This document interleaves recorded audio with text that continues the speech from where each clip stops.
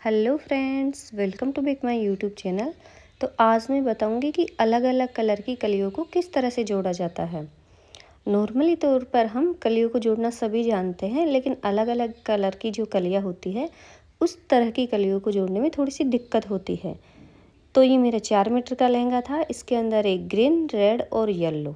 तो रेड था वो 2 मीटर था और बाकी के दो 1-1 मीटर, तो 4 मीटर का लहंगा था ये। तो अब इसको कैसे जोड़ते हैं ये मैं बताती हूँ आपको। तो सबसे पहले हमें एक कली ले लेनी है। मैंने पहले ग्रीन ली है, उसके साथ रेड लिया है। तो इसमें इस बात का ध्यान रखना चाहिए कि अगर ग्रीन मेरी सीधी साइड से है तो उसी सीधी साइड में जो रेड है उसकी तिरछी साइड आनी चाहिए, इस तरह से। और तिरछी साइड की पहचान ये है कि एक साइड से एक कली छोटी आएगी, जो भी सीधी रहेगी वो छोटी आएगी। लास्ट में आप देख सकते हो, लास्ट में देखना है इसको। ऊपर से हमें दोनों को बराबर करके ही जोड़ना है। तो एक की सीधी कटिंग होगी, एक की तिरछी कटिंग होगी। जब हम कलियाँ काटते हैं तो ये ऑटोमेटिकली इसी तरह से कटती है। बस जब जॉइंट करते हैं तो एक को तिरछी और एक को सीधी रखना है। तो जो सीधी साइड वाली होती है, जो छोटी रहती है, उसको क्या करना है कि हमें थोड़ा टाइटली पकड़ना है। और जो तिरछी वाली होती है उसको लूज़ रहने देना है। बस उसको टाइटली पकड़ के और फिर उसके ऊपर सिलाई करनी है।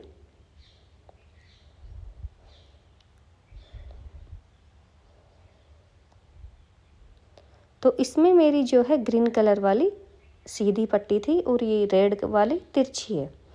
तो रेड और ग्रीन तो मैंने जोड़ लिया है। अब येलो और रेड भी जोड़ूंगी। तो ये जो येलो कली है वो दिख रहा है कि जहाँ मशीन की साइड है वो इसकी सीधी साइड है। तो इसी के ऊपर मैं रेड ले रही हूँ। तो रेड की आएगी तिरछी वाली साइड, जहाँ से हम सिलाई लगा रहे हैं वहाँ उस साइड में देखना है हमें। एक साइड सीधी है और एक साइड तिरछी है। ऊपर से हमेशा ध्यान रखना है, बराबर करके ही सिलना है।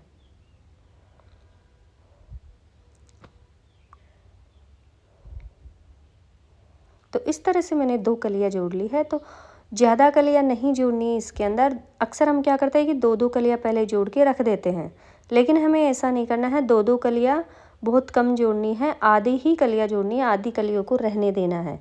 क्योंकि जो 2-2 कलियाँ जोड़ी है पहले उनको जोड़ना है। मैंने 2-2 कलियाँ जोड़ ली आधी। अब पहले इनको जोड़ती हूँ, क्योंकि जब जॉइंट करते हैं तो रेड रेड एक साथ आ जाता है। तो इसीलिए हमें सिंगल कलियाँ रखनी है ताकि बीच में भी वो आ सके। कुछ कलियाँ है जो जॉइंट हो जाती है। अब ये रेड के साथ येलो हो रहा है, क्योंकि पहले ग्रीन था, फिर रेड आ गया और फिर येलो आ गया, फिर रेड आ गया।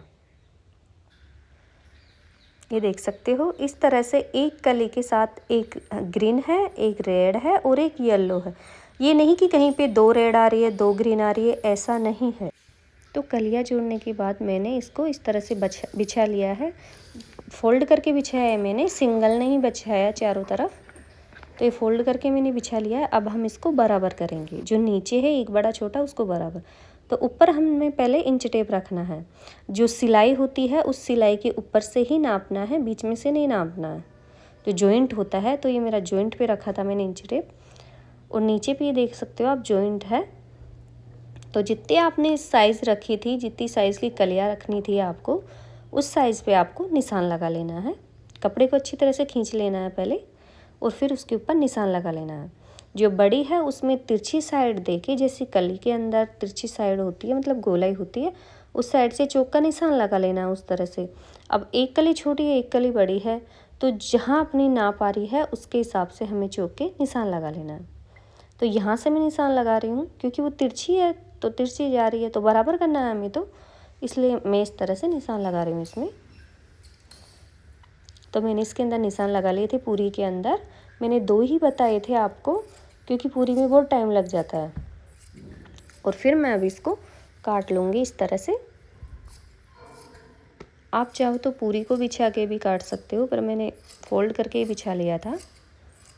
तो इस तरह से मैंने लहंगा बराबर कर लिया है। और अब मैं इसके अंदर बुकरम पट्टी अटैच करूँगी। तो बुकरम पट्टी किस तरह से इसकी तैयार करते हैं ये मैंने वीडियो डाल दिया है, और दूसरी वीडियो में भी मैं बता दूँगी। इसमें मैंने नहीं बताया क्योंकि फिर वीडियो क्या है बहुत बड़ा हो जाता है। तो एक साइड से तो मैंने बुकरम पट्टी को फोल्ड कर लिया था और नीचे की साइड से फोल्ड नहीं किया था। सिलाई के लिए जो कपड़ा था वो, तो उसके सिलाई करते हैं, सिलाई करते वक्त हमें ये ध्यान रखना है कि बुकरम पट्टी के ऊपर भी हल्की हल्की सिलाई देना है, कहीं कहीं पे, ये नहीं कि पूरी उसके ऊपर दे रही हूँ, कहीं कहीं पे देना है, वरना नहीं देनी है। तो इस तरह से मैंने ये बुकरम इसके अंदर जोड़ ली है। जो बाकी बची है उसके काट के मैं अलग कर दूँगी। अब हम इसको अंदर की साइड फोल्ड करते हैं, इस तरह से बहुत ही आसानी से फोल्ड हो जाएगी और अच्छे से हाथ से इसको बराबर कर लेना है कपड़े को, ये खींच के और फिर कर लिया है मैंने।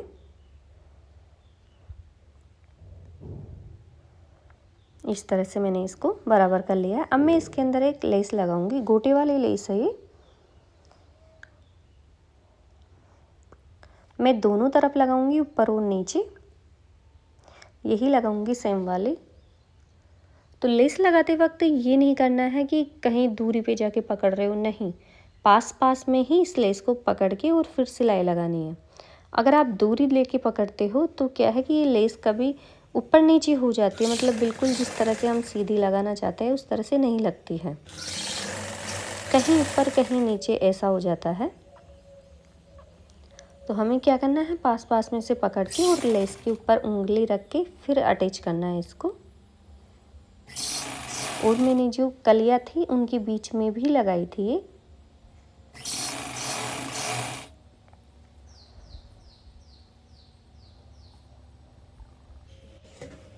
इस तरह से मैंने नीचे लगा ली थी। अब ऊपर की साइड भी लगाऊंगी मैं।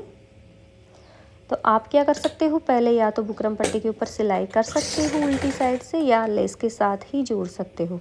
तो मैं लेस के साथ ही जोड़ रही हूँ, पहले मैंने सिलाई नहीं लगाई थी। अब आप देख सकते हो कि मैंने पट्टी तो नीचे की साइड है, मैं सिलाई ऊपर की साइड से कर रही हूँ। तो पता कैसे चलता है कि ये बुकरम पट्टी यहाँ तक ही है? तो इसका पता इस तरह से चलता है कि ये कपड़ा सॉफ्ट है, बुकरम पट्टी होती है टाइट। तो जब हम टच करते हैं तो हमें पता चल जाता है कि ये यहाँ से है। तो टच करके हमें फील कर लेना है कि ये कहाँ से है और फिर इसके ऊपर सिलाई लगानी है। और हाँ, इसके अंदर एक भी चुन्नट नहीं आई है बुकरम में, आप देख सकते हो। जैसा मैं बताती हूँ इस तरह से अगर आप कटिंग करते हो कलियों के लहंगे के लिए बुकरम पट्टे की, तो एक भी चुन्नट नहीं आएगी। तो मेरे लहंगे में एक भी चुन्नट नहीं है। इसको मैं उल्टी साइड से भी दिखा दूँगी दूसरे वीडियो में।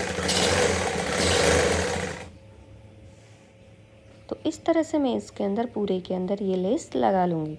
तो फ्रेंड्स, मेरा ये वीडियो आपको कैसा लगा? अगर अच्छा लगा तो लाइक एंड सब्सक्राइब जरूर करना। Thank you.